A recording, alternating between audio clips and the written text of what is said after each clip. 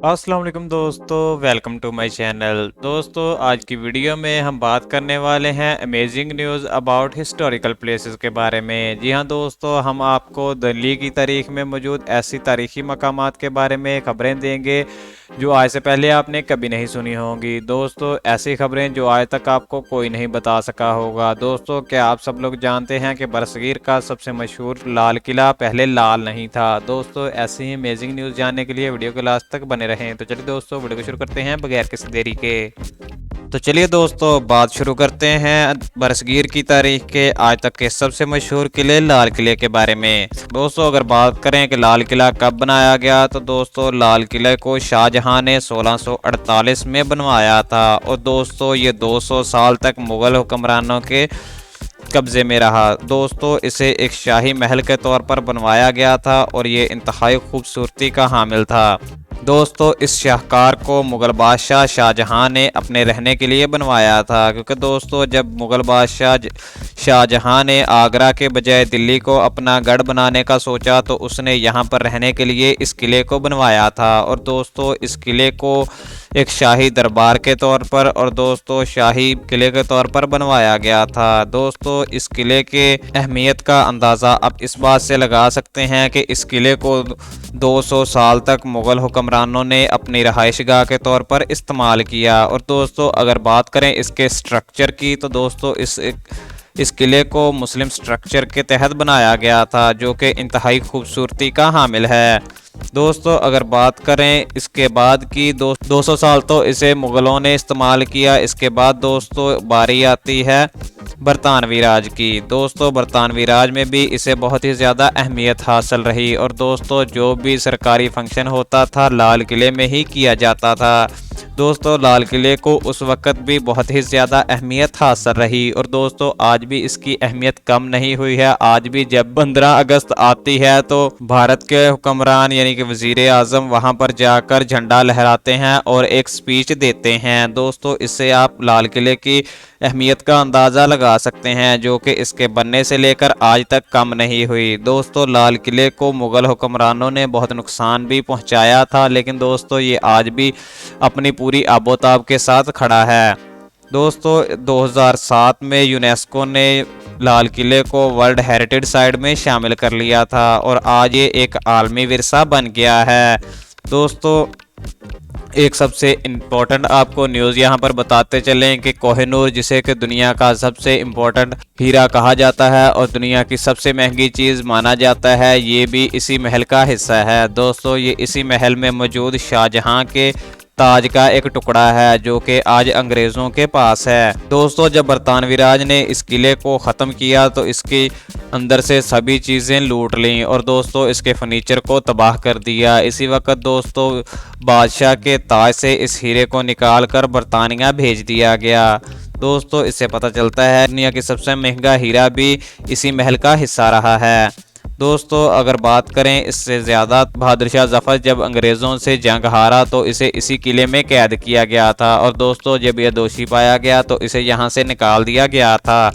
दोस्तों, इसके बारे में आपको एक इंटरेस्टिंग बात बताते चलें तो लाल किले का रंग दरअसल शुरू से ही लाल नहीं था। दोस्तों, इसे शुरू से सफ़ेद कलर में बनाया गया था, लेकिन दोस्तों जैसा कि मैंने आपको पहले बताया कि इस पर बरतानवी राज ने बहुत ही काम किया। दोस्तों, बरतानवी राज में जब इसे तबाह किया गया तो इसका सफ़ेद पत्थर ख़राब होना शुरू हो गया और दोस्तों जब इसे दोबारा बनाया गया तो इसे लाल रंग दे दिया गया। इसी के बाद से दोस्तों बरतानवी राज ने इसे रेड फोर्ट के नाम से पुकारा और दोस्तों यहाँ के मकामी लोगों ने भी इसे लाल किला कहना शुरू कर दिया। दोस्तों, लाल किला इंतहाई खूबसूरत और बड़ा किला है। दोस्तों, इसके बाद बात करते हैं इसी के मुल्हक़ा चांदनी चौक की। दोस्तों, चांदनी चौक के बारे में आपको इंटरेस्टिंग बात बताते चलें कि ये एक ऐसा चौक है जो कि एक औरत ने बनाया था। दोस्तों, जब 1648 में शाहजहां ने आगरा के बजाय दिल्ली को अपना सदर दफ्तर बनाने का सोचा तो दोस्तों यहाँ पर जब बादशाह आ गया तो इसने यहाँ पर देखा कि यहाँ पर एक बाजार है। दोस्तों बाजार के साथ ही एक आबना थी। इस जगह पर दोस्तों जब चांदनी रात हुआ करती थी तो चांद की रोशनी बहुत ही ज़्यादा चमकती थी। इसी वजह से दोस्तों इस बाज़ार को चांदनी चौक कहा जाता था। लेकिन दोस्तों इस वक्त ये बाज़ार इतना अहमियत का हामिल नहीं था, जिसे इसे अहमियत का हामिल बनाया मुग़ल बादशाह शाहजहां की बेटी जहां आरा ने। दोस्तों जहां आरा वो एक वाहिद शख्सियत थी जिन्होंने महलों की दीवारों को तोड़कर अपने वतन पर काम किया और दोस्तों शायरी में भी अपना एक अलग मकाम बनाया। दोस्तों जहां आरा ने यहाँ पर एक सराय बनाई। दोस्तों इस सराय पर उस वक़्त के व्यापारी रहा करते थे जो कि यहाँ पर आते थे। और दोस्तों इस सराय के इर्द गिर्द जहां आरा ने यहाँ पर 3 बड़े बाज़ार भी बनाए। दोस्तों ये बाज़ार तजारती मकासद के लिए बनाए गए थे ताकि इस पर तजारत करके काफ़ी ज़र मुबादला कमाया जा सके। लेकिन दोस्तों इसकी बनाई गई सराहों को ख़त्म कर दिया गया जब दोस्तों 1681 में जहां आरा जहां फ़ानी से कूच कर गई तो दोस्तों इसके बाद इस सराय की जिम्मेदारी आ गई इसके ऑफिसर्स पर। दोस्तों इसके अफसरों ने इस पर बिल्कुल तवज्जो ना दी और इसके इर्द गिर्द लोगों ने अपनी हवेलियां बना ली। और दोस्तों यहाँ पर बहुत से मंदिर, गिरजाघर और दोस्तों मस्जिदें बना दी गईं। और दोस्तों इसका ये बनाया गया सराय ख़त्म हो गया। लेकिन दोस्तों ये इस वक्त भी पूरी तरह ख़त्म नहीं हुआ था। इसे पूरी तरह ख़त्म किया 1857 की जंग आज़ादी में।